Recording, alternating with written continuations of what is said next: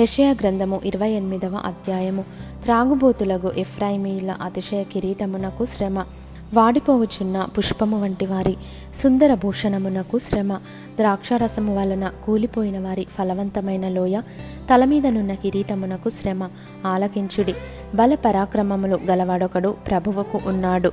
ప్రచండమైన వడగండ్లును ప్రచండమైన జలముల ప్రవాహమును ప్రచండమైన వరదయు కొట్టివేయునట్లు ఆయన తన బలము చేత పడద్రోయువాడు.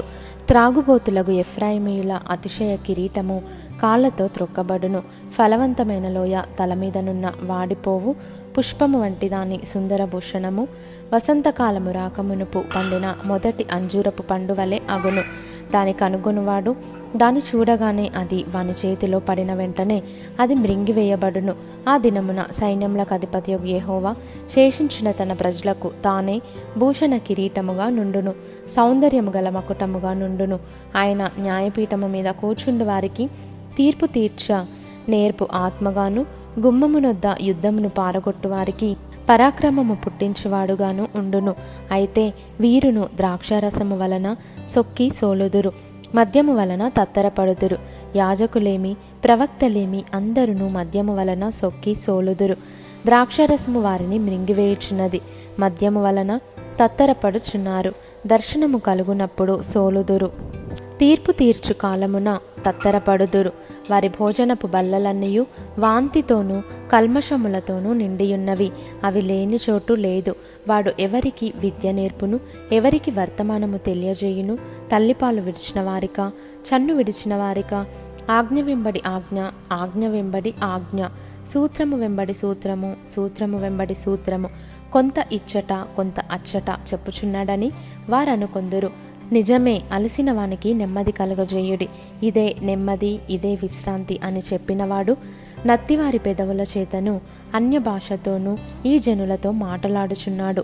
అయినను వారు విననొల్లరైరి. కావున వారు వెళ్ళి వెనుకకు మొగ్గి విరుగబడి చిక్కుబడి పట్టబడునట్లు ఆజ్ఞ వెంబడి ఆజ్ఞ, ఆజ్ఞ వెంబడి ఆజ్ఞ, సూత్రము వెంబడి సూత్రము, సూత్రము వెంబడి సూత్రము, కొంత ఇచ్చట కొంత అచ్చట యెహోవా వాక్యము మీకు వచ్చును. కాబట్టి యెరూషలేములోనున్న ఈ జనులను ఏలు అపహాసకులారా, యెహోవా వాక్యము వినుడి. మేము మరణముతో నిబంధన చేసుకొంటిమి, పాతాళముతో ఏకమైతిమి. ఉపద్రవము ప్రవాహము వలె వడిగా దాటునప్పుడు అది మా యొద్దకు రాదు.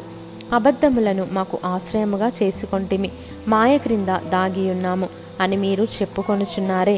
ప్రభువగు యెహోవా ఈలాగున సెలవిచ్చుచున్నాడు, సియోనులో పునాదిగా రాతిని వేసినవాడను నేనే. అది పరిశోధింపబడిన రాయి, అమూల్యమైన తలరాయి, బహుస్థిరమైన పునాది అయిన మూలరాయి అయి ఉన్నది.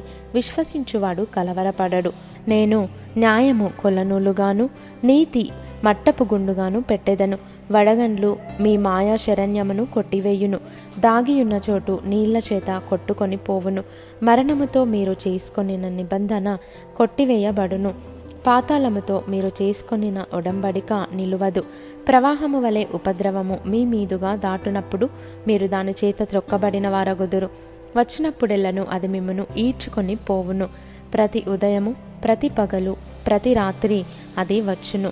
ఇట్టి ప్రకటన గ్రహించుట వలన మహాభయము పుట్టును. పండుకొనుటకు మంచము పొడగు చాలదు, కప్పుకొనుటకు దుప్పటి వెడల్పు చాలదు.